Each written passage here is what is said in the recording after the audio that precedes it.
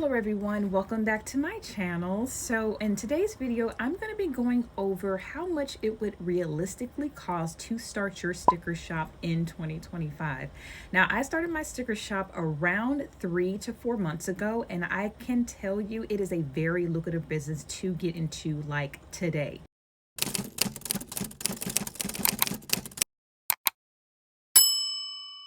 I know you're probably thinking, what kind of people will buy stickers? Is stickers really popular? Do people really, spend a lot of money on stickers? And the answer is yes. I've had a lot of sales like on stickers. I had more sticker sales than my bookmarks or apparel on my website. I'm going to be going over how to save money starting off, how to not cut corners, but yet have the best quality sticker for your customer. And trust me, I understand that now you're probably thinking it's not the right time to start a business because of all the tariffs and all the shipping rates going up. But trust me, it is the time. What do I really need to start a sticker business? Let's talk about the main tools. So first, you're going to need a Cricut machine or a cutter, a printer, a computer, and most people have computers, your design software, which I use Cricut and Canva combined. So the two most common machines for cutting stickers are the Cricut and a Silhouette. And if you want to get a little fancy, you can always go out and buy a Caesar.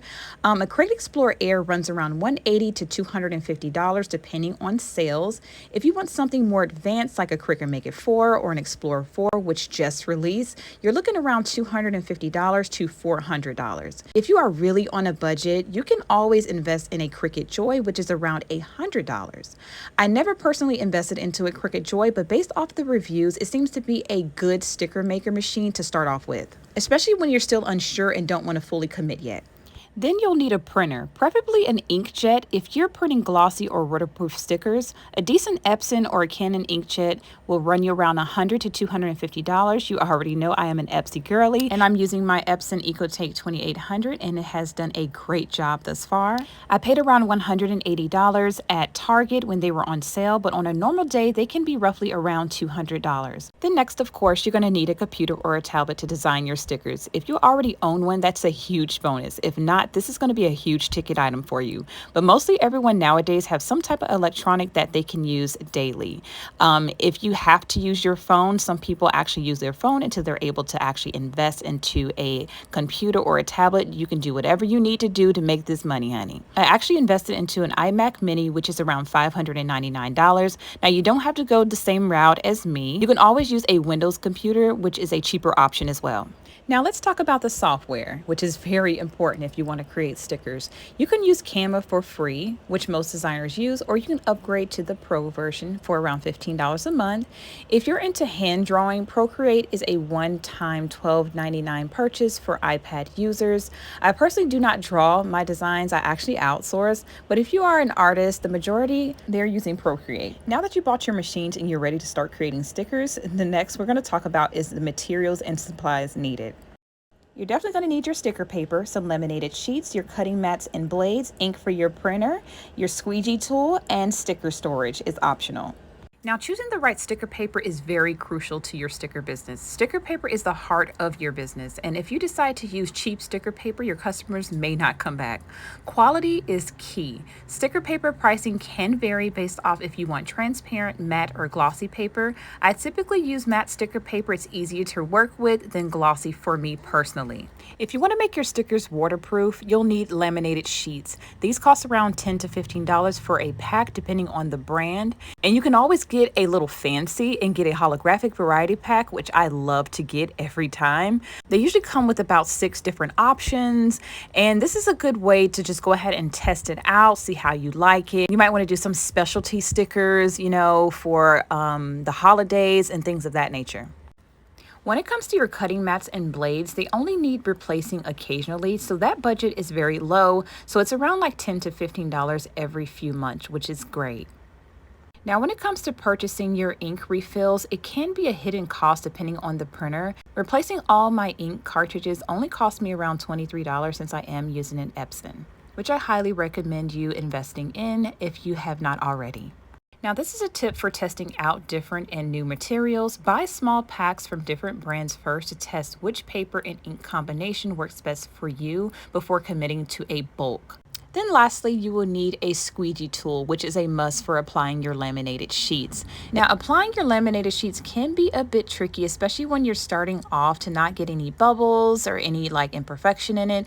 But this comes with time. Practice is crucial. So don't get impatient when you're applying it and then you have a mess up. It's okay. It's part of learning. You're going to mess up.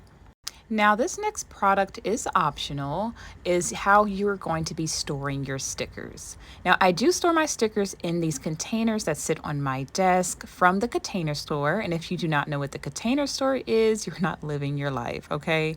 Yes, their prices are a little bit pricey, but the quality is great. And they do have sales all the time. So make sure you check your emails for upcoming promotions and discounts if you signed up for their newsletter.